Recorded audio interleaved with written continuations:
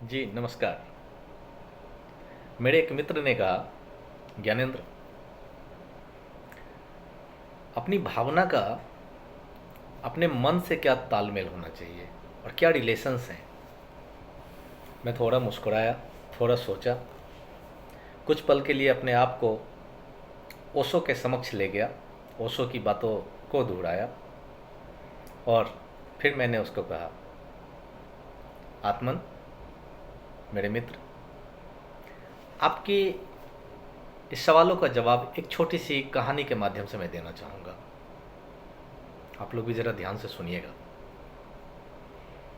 एक नया मंदिर का निर्माण हो रहा था किसी गांव में। सैकड़ों मजदूर उसको बनाने में लगे हुए थे। नए पत्थर तोड़े जा रहे थे, नई नई मूर्तियां बनाई जा रही थी। मेरे जैसा एक इंसान भूला भटका उस मंदिर के पास से होकर गुजरने लगा। जब मैंने एक पत्थर तोड़ते हुए मजदूर को देखा तो मैं बरबस पूछ उठा, मेरे मित्र, आप क्या कर रहे हैं? उस मजदूर ने क्रोध भरी आंखें मेरी तरफ उठाई, मुझे देखा, ऐसे देख रहा था जैसे मुझे खा जाएगा। उसकी आंखों में जैसे आग जलती हो। उतने ही क्रोध से उसने मुझे कहा, क्या तुम अंधे हो? तुम्हें दिखाई नहीं पड़ता कि मैं क्या कर रहा हूं?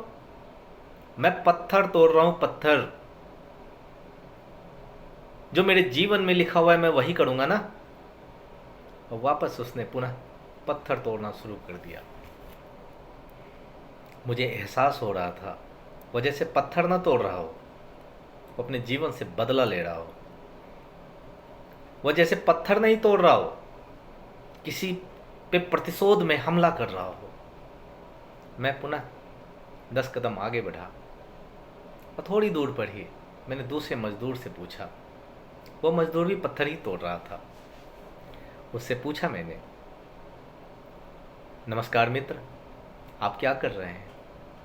उस मजदूर ने अपनी उदास भरी आंखें ऊपर उठाई, मुझे देखा और कहा,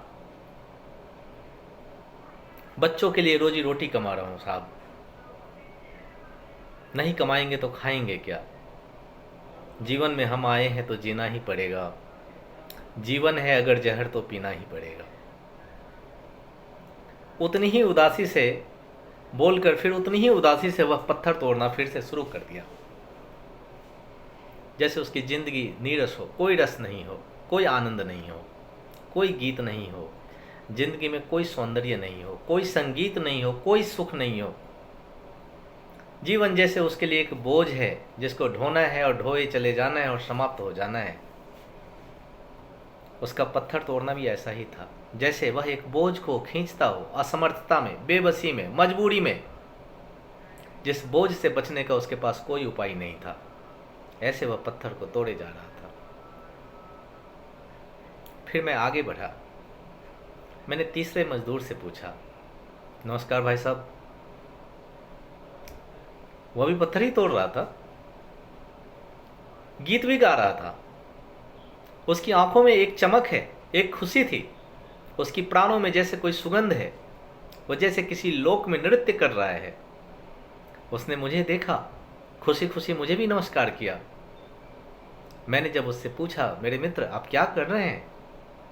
उसने अपनी हंसती हुई आंखों को ऊपर उठाया, जैसे उसके शब्दों से फूल झड़ रहे हैं।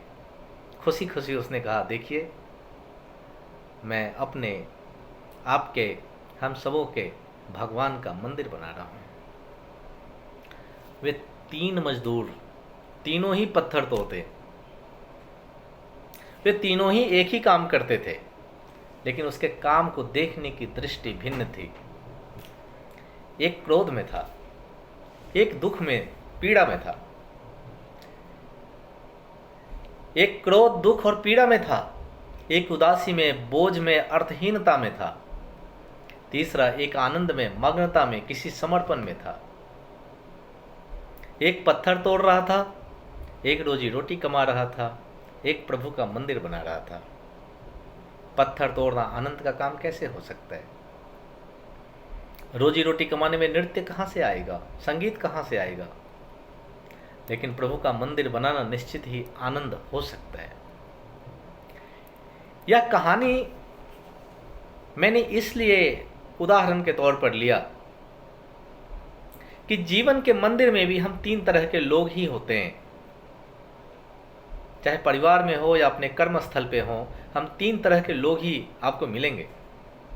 जीवन के मंदिर को बनाने के लिए भी 3 तरह के मजदूर ही होते हैं। हम किस भांति के मजदूर हैं? क्या हम पत्थर तोड़ रहे हैं? क्या हम रोजी रोटी कमा रहे हैं? या फिर प्रभु का मंदिर बना रहे हैं? और स्मरण रहे, क्या हम जीवन को जिस भांति देखना शुरू करते हैं, जीवन वैसा ही होता है, वैसा ही शुरू हो जाता है। जीवन अपने आप में बिल्कुल साफ सुथरी कोरी स्लेट है। हमारी दृष्टि उस पर कुछ लिखना शुरू करती है और वह लिखते हुए चली जाती है। जीवन कोरा कागज है, हमारे प्राण उस पर थिरकते हैं और वही लिखावट के रूप में आ जाती है। वही हमारी कथा बन जाती है, वही हमारा जीवन हो जाता है। जीवन लेकर हम पैदा नहीं होते हैं, जीवन का निर्माण तो हम रोज करते हैं, प्रतिदिन करते हैं। जीवन जन्म के साथ नहीं मिलता है, वहाँ तो हमें जन्म मिलता है। जीवन तो उसके साथ शुरू होता है। जीवन एक लंबी यात्रा है और इस लंबी यात्रा में रोज हम जैसा देखते हैं, जैसा निर्माण करते हैं, वैसा ही निर्मित होता चला जाता है।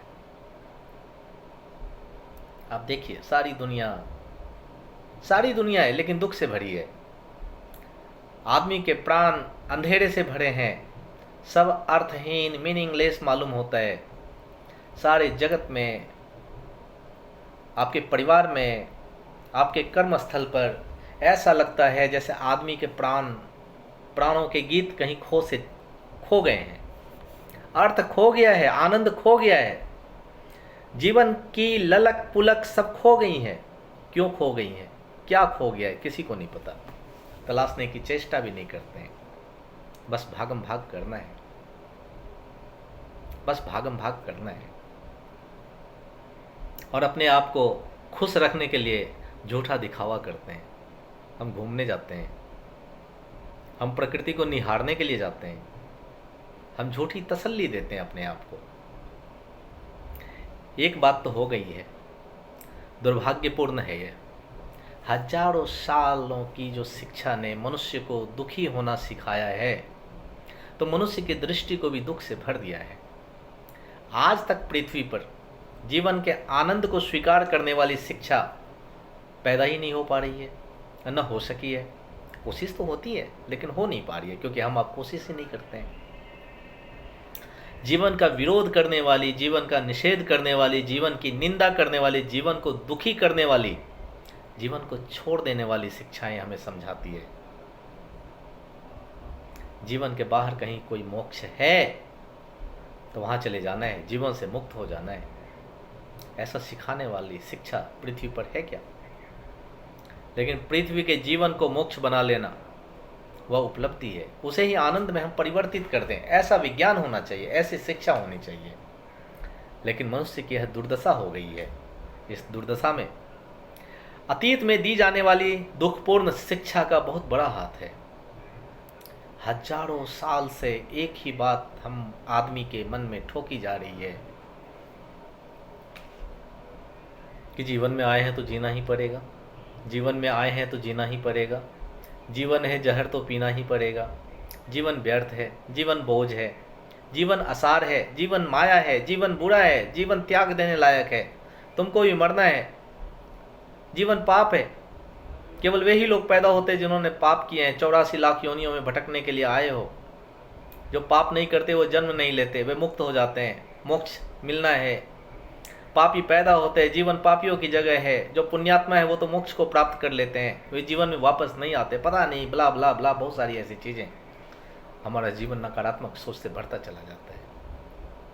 आप देखिए, धर्मगुरु भी ऐसे ही कहते हैं, हमारे ग्रंथ भी कमोबेश यही बताते हैं, यही सिखाया जा रहा है। आवागमन से मुक्त हो जाओ, जीवन से छूट जाओ, जीवन की जंजीर, जीवन से मुक्ति पालो। यह शिक्षा इतनी विषाक्त, इतनी पॉइजनस, इतनी जहरीली है जिसका कोई हिसाब नहीं है। अगर इसने पूरी मनुष्यता के प्राणों में सारा आनंद छीन लिया है तो क्या आश्चर्य की बात है? या कोई आश्चर्यजनक बात नहीं है, यह तो होने ही वाला था। और एक बहुत बड़े मजे की बात है, हम इंसानों के तर्क बड़ा विशियस सर्कल का रूप लेता चला जाता है, जैसे दुष्चक्र बन जाता है। तर्कों के आधार पर एक घेरा बना लेते हैं। जीवन दुखपूर्ण है इसलिए नहीं कि जीवन दुखपूर्ण है, इसलिए कि हमने जीवन में आनंदपूर्ण बनाने की क्षमता और पात्रता हम कभी पैदा ही नहीं कर पाते हैं। जीवन दुखपूर्ण है इसलिए नहीं कि जीवन का स्वभाव दुख है। जीवन दुखपूर्ण इसलिए है क्योंकि हम दुख भरी आंखों से जीवन को देखने की हम कोशिश करते हैं। हमारी दृष्टि की दुख भरी छाया सारे संसार को अंधकारपूर्ण कर देती है। एक अंधा आदमी खड़ा हो, सूरज निकला हो, रोशनी बरस रही है, अंधे आदमी के लिए उस रोशनी की क्या मायने है? वह कहेगा घनी अंधेरी रात है, अमावस मालूम पड़ती है, सूरज का कोई कसूर नहीं है। लेकिन अंधा आदमी, उसका भी कोई कसूर नहीं, क्योंकि उसके पास आंखें ही नहीं है। उसके लिए सूरज और सूरज की रोशनी क्या, उजाला क्या। लेकिन अंधे आदमी को क्षमा किया जा सकता है, उसका कसूर क्या जब उसकी आंखें नहीं। लेकिन जीवन के आनंद को न देख पाने के लिए भी हम अंधे नहीं हैं। क्या हम अंधे नहीं हैं? हमारे पास तो आंखें हैं, लेकिन हम आंख वाले लोग आंख बंद किए हुए बैठे हैं।